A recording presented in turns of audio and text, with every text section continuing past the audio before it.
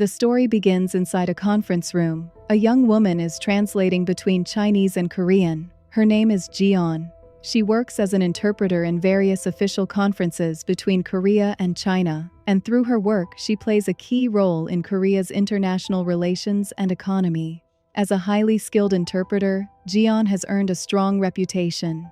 Even the Korean minister is impressed by her professionalism. One day, while she's in the middle of a meeting, her phone suddenly rings. The caller says, "We've finally found the person we've been searching for all these years."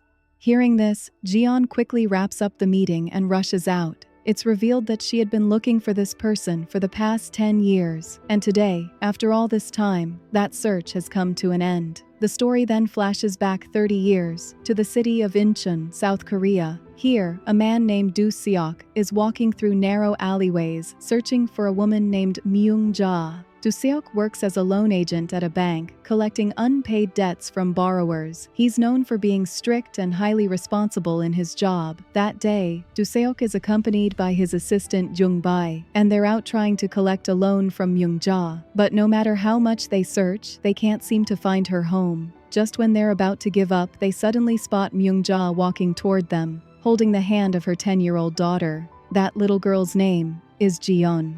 The moment Doo-seok sees them, he runs over and shows Myung-ja the official bank notice, demanding immediate repayment. But Myung-ja, with sadness in her voice, explains that her husband recently passed away, and she's unable to pay right now. She pleads for more time, promising to repay the full amount, with interest, within 3 months. But Doo-seok doesn't agree to any of that. Instead, he starts yelling at her in front of everyone. Little Jeon watches her mother being humiliated and gets furious. Without hesitation, she bites Doo-seok's hand. Doo-seok, taken aback and angry, moves toward Myung-ja and accidentally strikes her forehead with his hand. Seeing this, Jeon screams loudly and starts drawing attention from nearby people, shouting, "Look, this man is hitting my mom." A crowd begins to gather, but Doo-seok doesn't care. He raises his voice and says, "Until you repay the bank loan, you have to give us something as collateral. Only then will we agree to your terms." Myung-ja replies that she has nothing valuable to offer as collateral. Without another word, Doo-seok picks up little Jeon in his arms and starts walking away. He turns to Myung-ja and says, "Bring the money tomorrow and take your daughter back." However, before leaving, Doo-seok makes one promise, that he'll take good care of the child. As Doo-seok drives Jeon back to his home, she keeps crying for her mother. Looking at her through the mirror, he softly says, "Hey, I'm not a bad guy. I'll take better care of you than even your mom. You'll get 3 meals a day and all the gifts you want. And as soon as your mom repays the loan, I'll send you back to her." His assistant, Jong-bae, then asks, "But what if Jeon's mom can't pay the money? Are we going to keep this kid with us forever?" Doo-seok remains silent for a moment, but deep down, he knows. No mother would ever abandon her child. Over just $750, Doo-seok and Jong-bae bring Jeon back to their house. Doo-seok even gives her a new name. "From now on, I'll call you Pawn." Just so you know, the word pawn means something held as collateral. He gives up his own room for her to sleep in, but Jong-bae clearly doesn't like the idea of bringing a little girl into their home like this. Poor Jeon cries herself to sleep. Meanwhile, her mother Myung-ja tries everything she can to arrange the money, but no matter what she does, she just can't gather the funds. And then, a major truth is revealed. Myung-ja isn't actually a Korean citizen. She had been living in Korea illegally, hiding her true identity after entering from China. Now that the police have found out, they arrest her and take her away to be deported back to China. The next day, Jeon's mom still doesn't show up with the money, so Doo-seok and Jong-bae get ready to leave with the child. But the clever little girl tricks them and escapes from the car in the middle of the street. They search frantically, but they can't find her anywhere. Jeon runs all the way back home, hoping to see her mother again. But when she gets there, the place is empty. Her mom had already been taken away by the police. She cries alone in the house. Hungry and scared, she opens the fridge and eats whatever food she can find. The next day, Doo-seok learns that Myung-ja is now at the immigration detention center, so he heads there to meet her. The immigration officer tells Doo-seok, "We haven't been able to locate her daughter. This news worries Doo-seok deeply. He thinks to himself, where could that little girl be? Is she wandering alone out there, lost in the city? When Doo-seok finally meets Myung-ja, she immediately asks about her daughter. He lies. She's doing fine. Myung-ja hands him a card and says, this is Jeon's uncle's contact. He'll pay off the loan. Once he does, please give Jeon to him.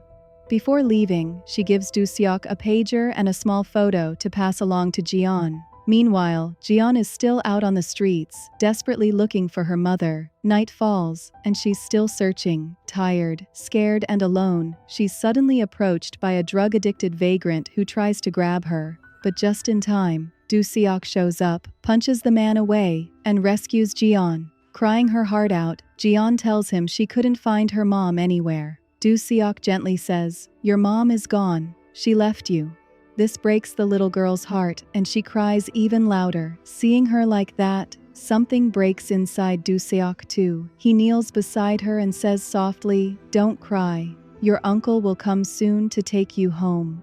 They return to the house. Without saying a word, Jeon starts doing all the house chores by herself, which surprises and even annoys Doo-seok. He tells her, you don't need to do any of this. A rich family will adopt you. They'll send you to a good school, feed you well, and give you a nice home. You'll have nothing to worry about anymore. But still, he continues to call her Pawn, and Jeon, in return, gives him a nickname too, Soomb, which means, I am the winner. Doo-seok actually really likes that name. He takes her to the mall and buys her all kinds of beautiful clothes. And slowly, even Jeon begins to like him. That evening, during dinner, Doo-seok asks her, is there anything you want to do before going to your uncle? Jeon replies with excitement, I want to go to DJ Taeji's concert. She was a huge fan of this DJ. So Doo-seok takes her to the concert. And afterward, he surprises her with a CD and cassette of her favorite singer. Jeon is overwhelmed with joy. She hugs Doo-seok tightly and says, thank you. You see, after years of chasing debt, Doo-seok had lost touch with human emotion, compassion, empathy, even love. Those feelings had gone numb inside him. But now, something was changing. He was starting to feel again. And it was all because of this little girl. That night, they celebrate with cake, a farewell party. But deep inside, both of them feel a quiet sadness. Jeon keeps thinking, tomorrow, I'll have to leave. And seeing her like that, Doo-seok's heart sinks too. Somehow, between a heartless debt collector and a child who was never meant to be there, a strange and beautiful bond had formed. The next morning, Doo-seok takes Jeon to the bus stop. Before she leaves, he hands her his pager number and says, if you ever find yourself in trouble, use this pager to call me. Suddenly, Doo-seok spots a CD player at a nearby store. He buys it and gives it to Jeon as a gift. Overjoyed, Jeon runs to him and gives him a tight hug. Doo-seok feels his heart growing soft. But just then, a man claiming to be Jeon's uncle arrives to take her away. Strangely, Jeon doesn't recognize him. Doo-seok is confused, but the man says, it's been a long time since we last met. That's probably why she doesn't remember me. The man transfers the loan amount into Doo-seok's bank account, and with a heavy heart, Doo-seok hands the girl over. After Jeon leaves, Doo-seok finds it hard to focus on anything. She's constantly on his mind. His assistant Jong-bae notices and tells him to talk to her, but Doo-seok pretends to be tough. I'm not the kind of man who gets emotional, yet later that night, he secretly sends her a voice message. It's your Soom. Do you miss me? I'll call you again when I get the chance. And so begins a routine. He sends her voice messages for several days, but there's no response. Eventually, he tries calling the man who claimed to be Jeon's uncle, but the call leads nowhere. Something doesn't feel right. Doo-seok tracks down the address linked to that phone number, and then, the truth is revealed. That man wasn't Jeon's uncle at all. He was a trafficker, someone who sold orphaned kids. When Doo-seok broke into the man's house and roughed him up, the man confessed everything. He revealed that he had sold Jeon to an agent. He claimed that maybe a family would hire her as a housemaid. But the awful truth was, he had sold her to a dance bar. That poor little girl. She was now working there like a servant, forced to clean floors and even scrub the toilets. This scene was so heartbreaking, it could bring tears to anyone's eyes. The woman who bought her is a dancer. When Jian innocently asks, "When will I get to go to school?" the woman laughs and says, "You'll never go to school. You'll grow up to do what we do." One evening, while everyone's distracted serving customers, Jian sneaks away to message Doo-seok. He gets the message and calls her right back. Hearing her voice makes his heart race, but Jian can barely speak. All she says is, "I'm in pain. Things are really bad." Doo-seok tells her to call anytime she needs help, but every time she tries, the call fails. Then he realizes he forgot to include the area code. Meanwhile, one night, a drunk customer hurls a glass bottle. It hits Jian on the face while she's cleaning. Blood pours from her cheek, but instead of taking her to a doctor, the woman dabs lipstick on the wound to cover it up. Back home, Doo-seok finally remembers the missing area code and sends her another page. That night, he waits. And finally, Jian calls. Crying uncontrollably, she says, "I'm in danger. Please help me." Hearing her sobs, Doo-seok's eyes fill with tears. He asks for her location and rushes out in his car. When he arrives at the dance bar that night, he finds Jian standing by the door, bruised and injured. He breaks a window and storms inside, grabbing her and holding her tight. Both of them cry. Furious, he turns to attack the woman, but Jong-bae holds him back. Doo-seok shouts, "Tell me how much she cost you. I'll pay whatever it is." The woman replies, $4,000. Without hesitation, Doo-seok says, "I'll bring it to you tomorrow." He sells his beloved car to raise the money and buys Jian's freedom. Later, at the hospital, the doctor tells him, without surgery, her facial scar will never heal.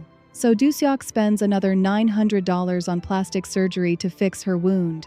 When he tries to enroll her in school, he's told she's a Chinese undocumented immigrant and that without legal guardianship, they won't accept her. So Doo-seok officially adopts her. Jian finally starts school, and in her very first exam, she scores 100 out of 100. Doo-seok is overjoyed. One day, Jian asks him, "Why do you still call me pawn? Doesn't that mean something you give away?"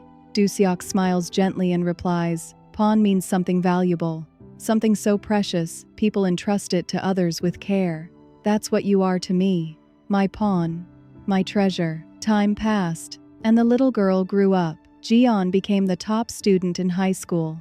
One day, Myung-ja quietly visits her school. From a distance, she watches as Jian proudly introduces Doo-seok as her father. Holding back her tears, Myung-ja walks away, because in that moment she realizes her daughter is safest and happiest with Doo-seok. Now, Jian is in university, pursuing a PhD in Chinese language.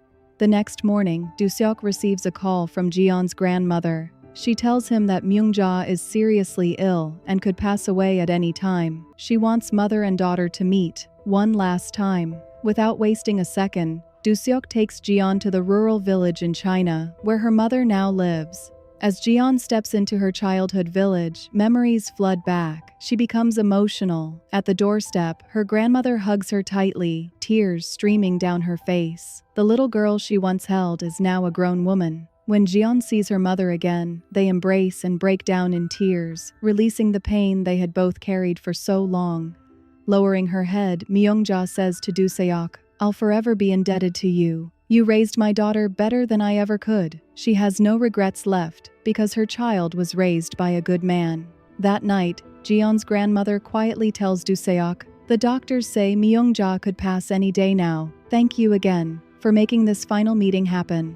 Later that night, Myung-ja makes a request. She asks Doo-seok to try and find Jian's real father. She thinks he deserves to know that his daughter has grown into an incredible woman. Doo-seok is stunned. He had always believed Jian's father was dead. He promises her, "I'll do everything I can to find him and bring them together." But deep inside, Doo-seok feels broken. He had always seen himself as Jian's father. And now, if her biological father returns, would Jian leave him forever? That fear gnaws at his heart. They return to Korea. One day, Jian notices Doo-seok's shoes. They're completely worn out. She picks them up and feels a lump in her throat. This man, a complete stranger once, had raised her like a true parent. He never married, never spent on himself. Every penny he earned, every sacrifice he made, was for her. So Ji-yeon starts a part-time job. And the moment she gets her first paycheck, she buys a brand new pair of shoes for Doo-seok. Meanwhile, Doo-seok continues his search for Ji-yeon's real father. But the more he searches, the more it hurts. It's hard for him to accept that the man might really be alive. Eventually, he finds him. That evening, Doo-seok takes Ji-yeon to a fancy hotel. Inside, her biological father is waiting. The moment Doo-seok sees them together, he becomes emotional. Without saying much, he quietly leaves and heads home alone. At home, he pours himself a drink. Trying to numb the pain, he whispers to himself, "Maybe I was never meant to be her father. That place belongs to someone else." The thought eats away at him. He wonders, now that she has her real father, will she ever come back to me? Jong-bae scolds him. "Why did you even introduce her to her real dad? You gave that girl your entire life, all your savings, and now, just like that, you handed her over to someone else?" But Doo-seok doesn't respond, because that was his love. A love so pure, so selfless. Even if she never saw him as her real father, he had always seen her as his daughter. His eyes fill with tears. He goes into Ji-yeon's room, looks around at all the memories she left behind. He gets lost in the past, wondering if he'll ever see his little girl again. And then, his phone rings. It's Ji-yeon. On the other end, her voice is trembling. Dad, how could you leave me like that?" Hearing her call him dad for the first time, Doo-seok bursts into tears.